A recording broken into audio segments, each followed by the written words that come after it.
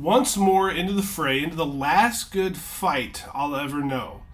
Live and die on this day. We live and die on this day. Now, that is a shade on the dramatic side, but again, we forge ahead onto Elm Street as we pay homage to the women and the men who survived Freddy Krueger.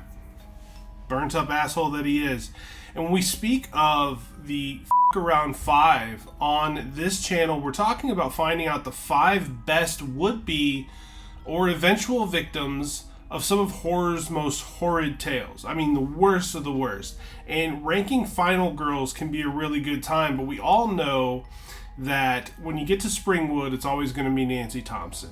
Just like Laurie Strode's kind of tops over in Haddonfield. And I want to talk about the women or men that gave their all and took the evil that they were faced down with straight to the woodshed. Now, before the comment section starts to turn as ugly as Freddy's side profile, this is just my list. This is only my thoughts, my opinions. If your favorite lands lower than you would like to see them, that is exactly what the comment section is for. So let's fuck around and find out who the best of the best in A Nightmare on Elm Street actually is.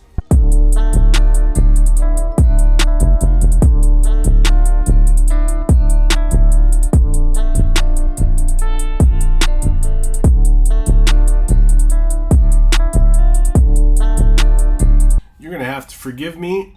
I got a new contact lens prescription and I am dying. Just dying right now. Honorable mention, Chris Fowles, played by Katie Cassidy.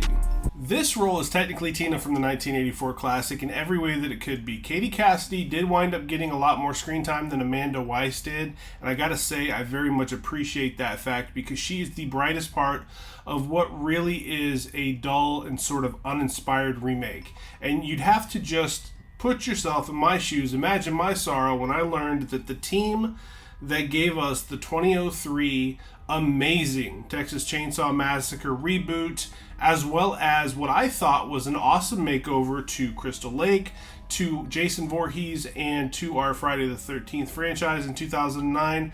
I thought they did a great job with both of those properties.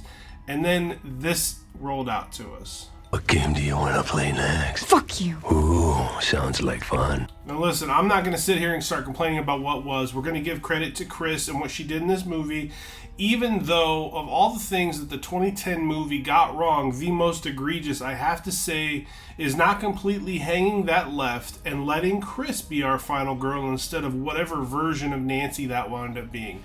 And I love Rooney Mara. I think she's tremendous. But she could not have looked less interested to be a part of this movie. And the focal point of what we're going to talk about in this series, apart from the rewind and apart from everything else we're doing, it's going to be victims that fight back. We're going to talk about them and we're going to pay them the respect they deserve before they fell, presumably by the blade of their respective killers. In this movie, Katie Cassidy looked terrified. And you believed her in every scene she was in. You know, you get that scene where she finds her poor dog outside, claw marks on the side, and then our bad news bear Freddy pops out of nowhere, says, "I was only petting him." Bro, there's some of this stuff in this movie that I kind of dug, and that was a scene I kind of dug. And then the classroom scene where she's sitting there and she screams and everybody just kind of bursts into ash. Some of the stuff they did kind of worked, and Katie Cassidy was at the center of most of it, so gotta shout her out. I feel like she probably deserved a lot better than she got with this film. Number 5, Maggie Burroughs, played by Lisa Zane. Lack of options, guys. We're going to call this one lack of options. And as I sit here reading this list that I made, that I prepped, that I wanted to put out there to you guys, automatically regret ranking her above Katie Cassidy. But this is what we've got, and we're going to go ahead and move forward with it because I'll always remember this movie that she starred in as the movie that Freddy Krueger dressed up as the Wicked Witch of the West and rode a broom outside of a falling house, causing me to want to throw my overpriced root beer that I bought at the cinemas 3 rows ahead of me.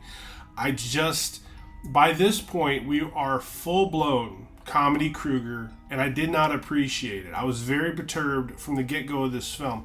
Because of this, Freddy's Dead rightfully catches a lot of heat, but I think Maggie was one of the stronger parts of it. If you've got to find a diamond amongst all this manure, She is it. She discovers she's Freddy Krueger's daughter, learns her entire past is basically one giant traumatic plot twist, and then she decides she's going to take the fight directly to dear old Papa Bear.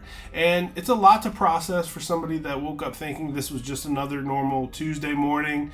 Even though the movie around her is every bit a cartoon, she does give us a final girl in it who isn't really running from Freddy. She's kind of hunting him at this point. And that's worth something in my book. I mean, we've got to give some credit out, and there has to be something that you can find in this movie slightly redeeming. And on top of all that, somebody had to come in at number 5. I really don't have anything more to say about this Elm Street era, so we're going to go ahead and we're going to start to move into the really fun stuff. Number 4, Lisa Weber, played by Kim Myers. This might sound a little crazy, but I always viewed A Nightmare on Elm Street Part 2, Freddy's Revenge, as this series' Halloween 3 Season of the Witch. I mean, there's a lot more connective tissue between this movie and Nancy Thompson's tale in the first film, but this one feels really different. The Freddy feels different, Elm Street feels different, the whole story feels different, and on top of that, the best character in this movie isn't even the main character. Even if the main character does have a significantly better scream than Lisa Weber does, the main character's kind of boring for my taste. So listen, I did not like that we didn't get Nancy Thompson back in this movie. It drove me nuts. It really made me angry. And I wasn't crazy about our new central figure being some creepy kid named Jesse. Now, he looks really weird. He looks like the type of guy who would go on his own killing spree sitting in the back of that school bus, which, by the way, awesome opening scene. They started this movie off gangbusters with that bus scene. But her not being there, Nancy Thompson not being there, really took me out of the movie early on. And, you know, if that's not bad enough, if switching Nancy for this little emo kid isn't bad enough, the emo kid's love interest in this movie is a ginger. Now, I was raised, properly so, to fear and hate redheads. Period. End of story. We'll talk more about it another day. That's not for consumption right now. But I gotta say, and this is me admitting it in front of whoever's willing to watch this video, this redhead, she kind of goes hard in the paint for this guy of hers. I mean, she really, really shows up and shows out in this movie. Now, Lisa winds up helping Jesse clean his room and unpack, which his dad's been all over him to do. And in doing so, she finds the diary of Nancy Thompson. And the diary, when they read it, that's how Jesse learns that he's not the only one that's having these dreams about Freddy Krueger, this burnt up guy with these razor fingers who is just causing him all this torment when he lays his head down on his pillow. Doesn't help that he lives at 1428 Elm Street, but even after all that, Lisa stands by him, does not bail. They are going at it in the cabana, hot and heavy. Lisa's super into it. Attractive girl. I don't know why she's drawn to Jesse, but she is. And he completely shines her on. Freddy Krueger crawls out of his body. Still, she stands firm for her guy. And I'd like to think she probably could have found somebody better at some point, but she went to battle with Freddy in order to get Jesse back. Like, she showed up at like a foundry or a warehouse or some really creepy locale with a dog with a human face. Faced that down for this guy. I don't really get it, but she did it. And it kind of bums me out that she's a bit of an afterthought in this franchise, and I think that's a mistake. Because the scene where she's trapped in a house during the pool party in her backyard while she's trying to run from Freddy, who has just recently crawled out of Jesse, terrifying scene. I thought that was really well done. I thought Lisa Weber was the best thing about this movie. Number 3, Laurie Campbell, played by Monica Keena. I dare you to find a more highly anticipated horror film in the last 40 years of the silver screen than Freddy vs. Jason was. I mean, you can't do it. Even though they didn't really nail the dismount with this one, most people would agree that this is more of a Nightmare on Elm Street film than it is a Trip to Crystal Lake, and because of that fact, we're going to go ahead and claim Laurie Campbell as our own. The fact that Laurie and her father lived at 1428 Elm Street was great for story continuity, and I actually really liked the idea of dosing these kids with this drug that prevents them from dreaming, so Freddy would lay dormant for all the decades that he did. Then, of course, that plan goes sideways because he resurrects Jason from hell, sends him to Elm Street, where he winds up folding a kid in half in that very house, that famous 1428 Elm Street house, the wrong way on a bed. And this is how Laurie ultimately meets Freddy the hard way, because people start talking. And the idea is, because everybody's forgotten about Freddy, he doesn't have any power. So when they start talking about him, kids start thinking about him and eventually start dreaming about him. That's how he comes back into Laurie's life. Now, before we get too far, I'm not going to lie to you. This girl is gorgeous. I mean, she's absolutely stunning in this movie. And when you're that easy on the eyes, you probably get away with more than you otherwise probably should. And what I mean when I say that is the acting here leaves a lot to be desired. It's suspect from the very beginning of the film, but the second that she rips off Freddy's ear when she's in her dream and she realizes that she's able to bring things out of her dream, that's when she starts to think that maybe there is a way to kill this guy. And she becomes far more determined. In fact, once she knows that it's Freddy Krueger that wound up killing her mother in that house in 1428 Elm Street, she thought it was her dad, or her boyfriend thought it was her dad, or there's always all these suspicions. We get nothing but heat from Laurie as soon as she knows that information, and she got that great scene on the dock that we've seen a million times, probably the best acting in the movie, where she says that she will not leave until she sees Freddy die. Love it. Welcome to my world, bitch! Now, one of the things that I feel is most fun about doing these videos is the conversations I get to have with people. And I will tell you, there are a lot of folks that I've talked to that do not like this film. They don't like these characters. They don't like anything about it. It's always ranked at the bottom of their list. And I can't disagree with some of their gripes. They've got valid points.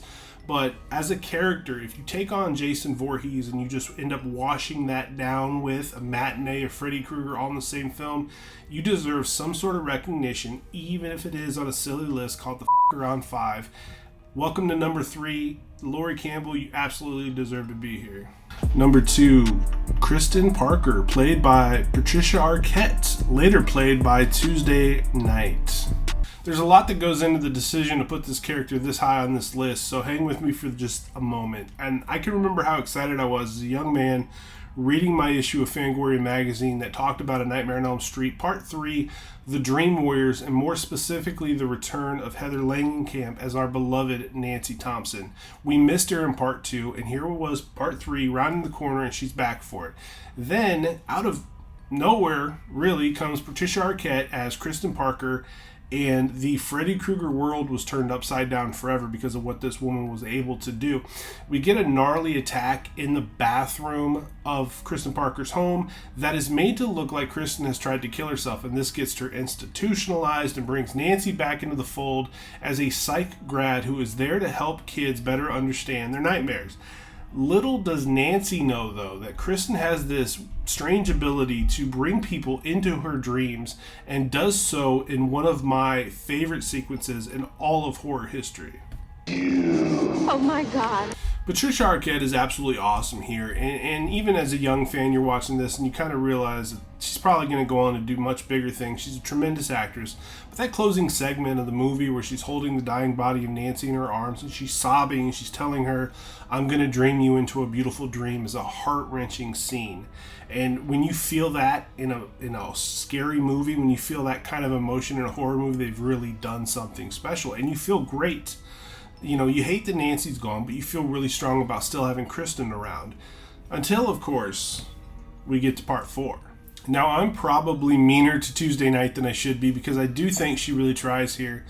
Before we get into all that, though, can we put a little bit of respect on her name for the song Nightmare that she sings through the beginning of A Nightmare on Elm Street Part 4, The Dream Master? I mean, that song is a first ballot Hall of Fame horror music hit right there. It is repeated constantly on my playlist. I'm not even just telling you that for the sake of telling you that. Really, really good stuff.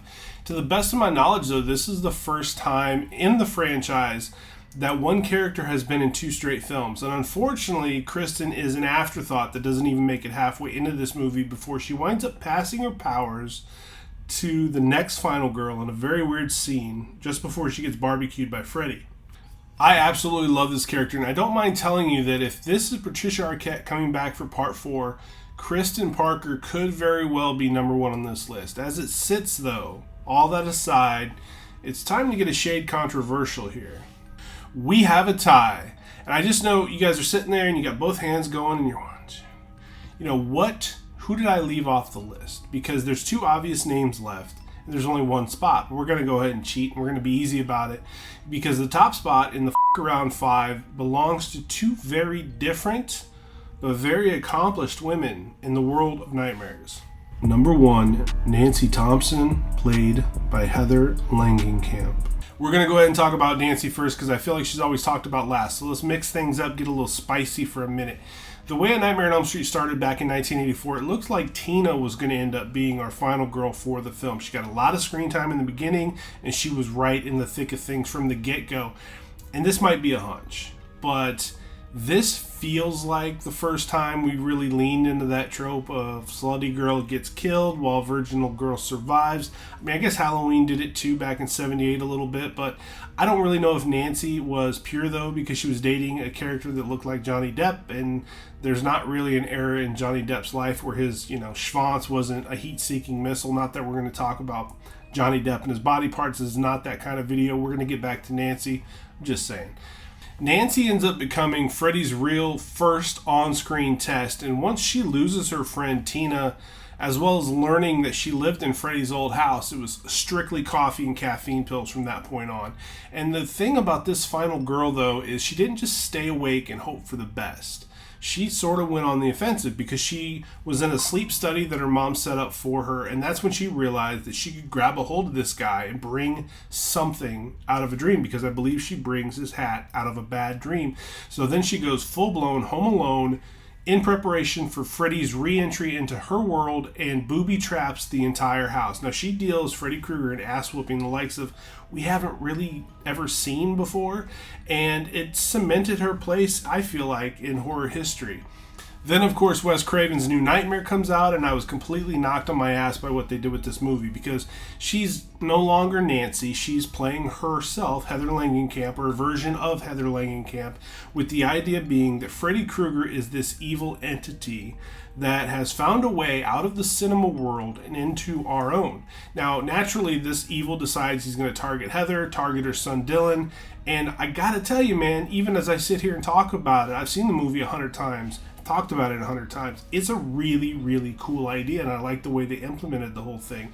And we also get to see what sort of impact this might have had on Heather playing Nancy, because, she's dealing with stalkers, people who actually think she's that character, or people who are Freddy fans who think Nancy did him wrong. We're also dealing with hospital staff that when they treat Dylan for these night terrors that he comes in for, they sort of look at Heather like she's to blame, like you had to have let your son watch your movies, this is all your fault. Now, we don't see the same type of battle with Freddy with Heather as we did when she was Nancy in the 1984 original, but the peril that her son Dylan is in the movie, it just feels like the stakes are higher, and it gives us an awesome reunion with one of our very favorite final girls in this movie. Also number 1, Alice Johnson, played by Lisa Wilcox. Now listen, Nightmare on Elm Street 4 and Nightmare on Elm Street 5 are what I consider the first real missteps for this franchise, but I'm not going to hold that against this final girl, because when we meet her in A Nightmare on Elm Street Part 4, the Dream Master, she is this shy little field mouse that just blends into the background amongst this brash group of friends that our Tuesday night version of Kristen Parker is sort of assimilated into. But then as soon as her friends start dying by the glove of the returning Freddy Krueger, and after Kristen hits her with like a Hadouken of power somehow that gives her her powers and her ability to bring people into dreams, that's when things really start to ramp up for Alice Johnson. So part 4 features some of the gnarliest kills, I think, amongst the entire series. And I gotta say, even though there's a lot of people that I've talked to that I guess I'm in the minority here, I really liked the way the film sort of unfolded, because as her crew dies in their sleep, including her brother, Alice starts to notice that she's gaining their traits, their talents, some of their abilities, like her brother's a karate guy, and all of a sudden she's kicking things more than just her shoe into the fish tank. She's actually doing some work. Now, that makes her sort of a badass by the time we get to that climax in the church that I think is one of the better endings in this entire series. Then the next low point rolls around, because A Nightmare on Elm Street Part 5, The Dream Child, Lisa Wilcox is starting to get very comfortable in her own skin, and when I say skin, I am talking about skin, because Alice is naked, like from the very beginning of this film, and then she winds up, you know, we find out she's pregnant, which is going to happen when you spend so much time naked. She's pregnant with Dan's baby, and this is where Freddy decides that the way he is going to make his way back into Alice's life is through the dreams of her unborn baby boy, and that's an insane concept that I found very original, very interesting, and kind of cool. Now, with that being said, that's where the insane, interesting, and cool things about this film just completely die off, because this one is one of those films I'm all too happy to skip when it pops up on the playlist. Birthday suit be damned. So battling Freddy once again for the life of her unborn son, I feel like it really brings out the mama bear in Lisa. And between 4 and now 5, she puts the boots to this, you know, bedtime boogeyman better than most. And I think that's why she very much deserves an opportunity in the top spot in this inaugural Around 5. Guys, I apologize. I have a contact lens that's killing me, so if I pop my eyeball out on the live, you can't hold it against me. Maybe it'll get me a few more viewers. But YouTube has given us the ability to comment on videos and talk about lists like this, argue points, and educate one another. So please, in a respectful manner, think about doing so. Let me know what you think. Who are the best characters amongst this entire Elm Street story? And after you've liked the video and after you've subscribed to the channel, let's have that talk amongst ourselves, because I'm looking forward to it. I appreciate you guys checking out the video. This is Agent Gracefully. I'm Matthew Essex. I'll see you guys on the other side.